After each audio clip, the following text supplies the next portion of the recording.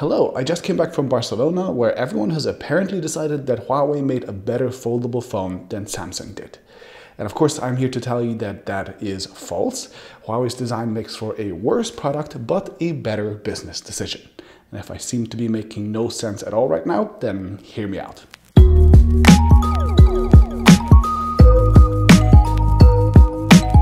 The Galaxy Fold was announced a few days before MWC and it generated lots of hype. Understandably, this was the first real foldable phone we have seen from a major manufacturer. But just a few days later, Huawei announced the Mate X, which sucked all of the excitement out of the air for the Fold. Every poll I have seen online shows that geeks are more excited about the Mate X than the Fold. I made one on Twitter too, where around 1,000 of you voted with very clear results. There's also an article that I've linked in the description that lists 13 journalists, including those from The Verge and Engadget, and 12 of them say the Mate X is cooler, while one says it's too early to tell.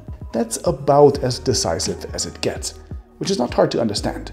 The Mate X looks more impressive when opened and even more so when closed by avoiding that huge bezel the Galaxy Fold has. And of course, I'm usually the first to point out that the opinions of geeks do not usually in any way reflect the opinions of the rest of the world.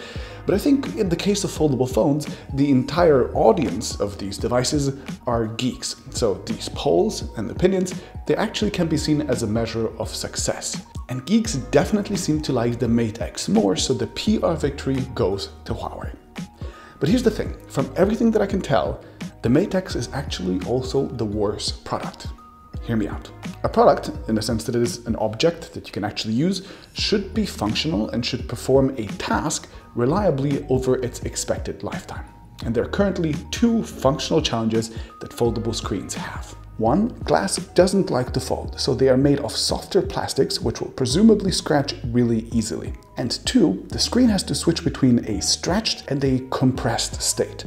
And it appears that in the compressed state, the excess material kind of bubbles up to create a sort of crease. And the design of the Galaxy Fold, as far as I can tell, mitigates both of these issues much more effectively. The Mate X has its plastic screen on the outside and has it exposed on both sides and even on the edge of the device, which presumably means it will become scratched very easily, even from normal day-to-day use. Because, reminder, this is what exposed plastic screens on phones used to look like. The Fold, instead, keeps the plastic screen protected when stowed away. And second, on the Mate X, the wrinkling happens when in tablet mode, while on the Galaxy Fold, it presumably happens when it is folded up, when you don't actually see or use it. This is actually a picture of another phone from TCL with a similar sort of setup, but you can kind of see what I mean. When the phone is opened up and in use, the Galaxy Fold's display is stretched. From the prototypes that I've seen and the videos Samsung has shown, it appears that the crease is therefore significantly smaller and kind of goes into the device instead of bubbling up and out of the screen like it does on the Huawei. This seems like a much more durable and less annoying approach. And Huawei says that they will try to make this crease smaller, but I think that is just wishful thinking at this point, because their brand new product, which has barely been used, already shows the crease and the bubbling. I have a very hard time imagining that a product that you would use over 2 years, that you just fold and unfold all the time, wouldn't get worse over time.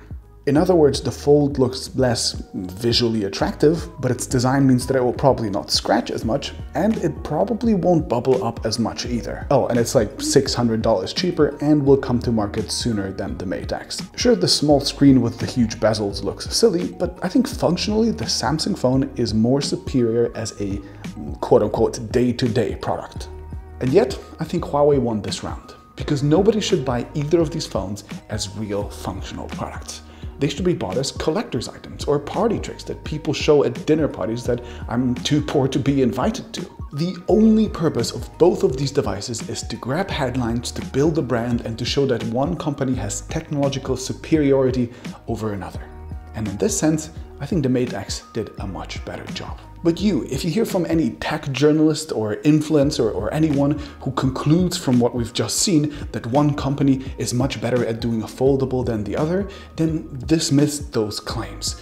We just don't know that yet, because all we know is that these two companies tried to achieve different things. I think Huawei engineers went into this trying to create the most impressive device possible, and Samsung engineers tried to create an impressive device that would also be at least somewhat sensible in day-to-day use. I just wish they managed to make the bezels around that small screen a little smaller. Anyway, do you have a preference? Let me know in the comments below or tweet it at me at TechAltar. And I don't have a sponsor for this video, so all I can say is come follow me at Twitter. I hang out there all the time. You can have a conversation with me. It's a little easier there. And I'll see you either there or in the next video. Oh, and thanks for the fantastic Mr. Mobile, who generously let me use his footage to demonstrate my point.